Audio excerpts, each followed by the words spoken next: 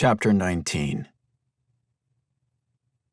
"That's it! I don't like this holiday after all," Kalo growled, trying to remove the white, sticky strands covering his upper body.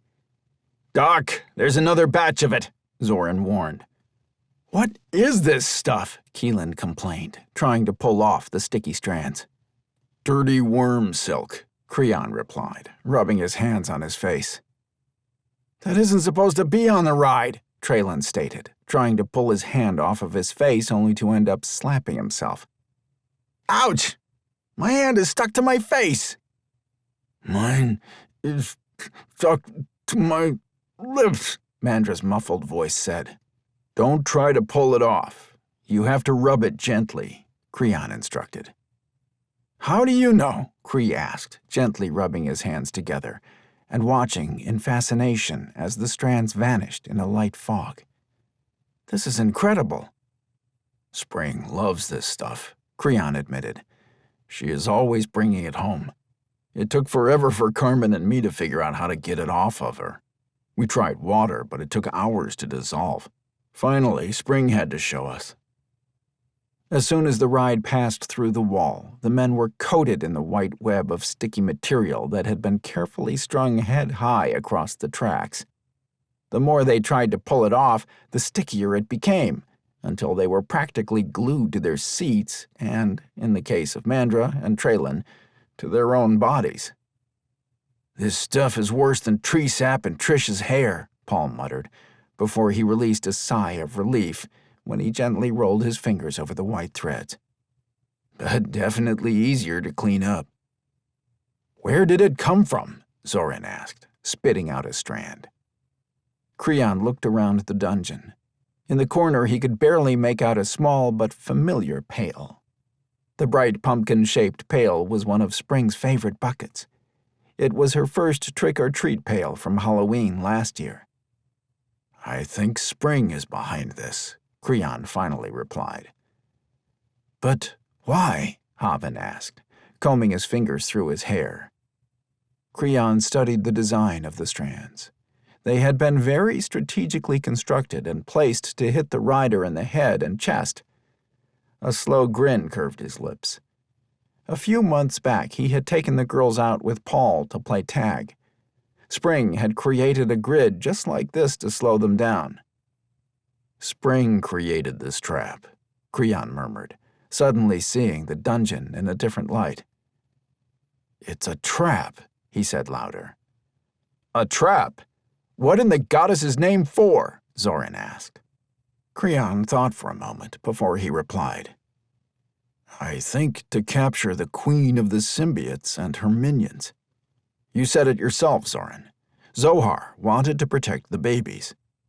The kids believe the Queen is coming. They are trying to protect the babies."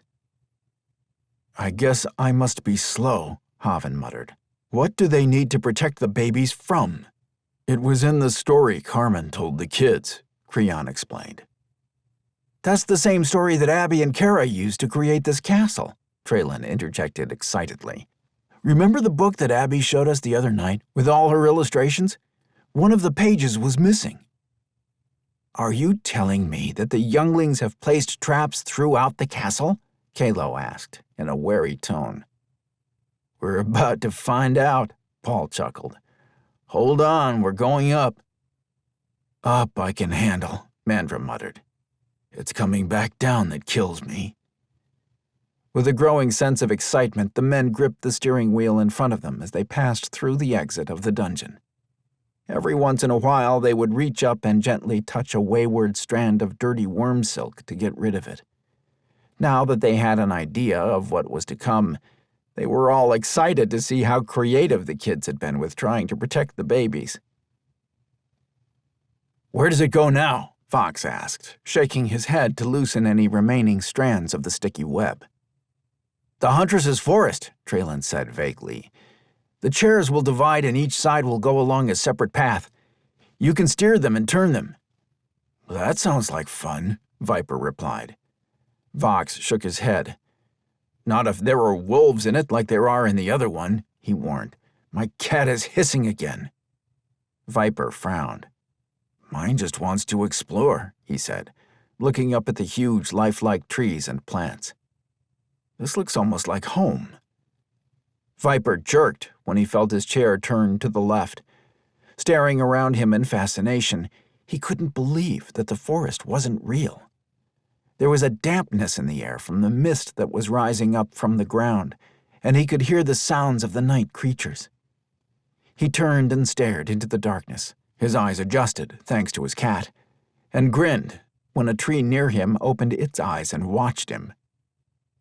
The imagination of the human females never ceases to amaze me, he murmured with a shake of his head. What the? Ouch! Look out, another trap! Viper froze, his head turning to try to see what Zoran and Traylon were yelling about. Another trap? What kind this time? He was straining to lean forward to see if he could see better when he heard the faint thwacks, followed by a pelting of small splats all over his chest. Hearing another burst being launched, he ducked to the side. He raised his hand to his chest and wiped his hand across the front of his shirt before lifting it to his nose and sniffing. Mud. It's mud, he called out, searching the trees. His gaze caught on a thin wire hanging down. There is a tripwire. I see it, Paul replied with a laugh. Keelan, I think this one can be blamed on us. Balin has set up the mud shooters. Well, I've been tagged, Keelan replied. You don't have to sound so damn proud about it, Cree muttered, before he released a low curse. I've been tagged. Me too, Kalo laughed. We needed these kids during the war. They would have put us all to shame. It just makes me wonder what Alice will do, Haven called out. I think I'll leave my shield up until we get through. Chicken, Viper retorted. Haven frowned. I am nothing like that feathered creature your mate is attached to, he replied in disgust. Son of a... Traylon, you pile of dragon dung, Fox hissed, staring at the white ghostly figures of the wolves darting between the trees. I thought I told you no more of those damn creatures. The sound of the men's laughter echoed with the curses when they triggered another tripwire. A grin curved Viper's lips, and he sat forward, absently wiping the quickly drying mud dots from his shirt. His own cat hissed and clawed when several of the wolf-type creatures ran by his chair, but he quickly soothed it. The challenge was on.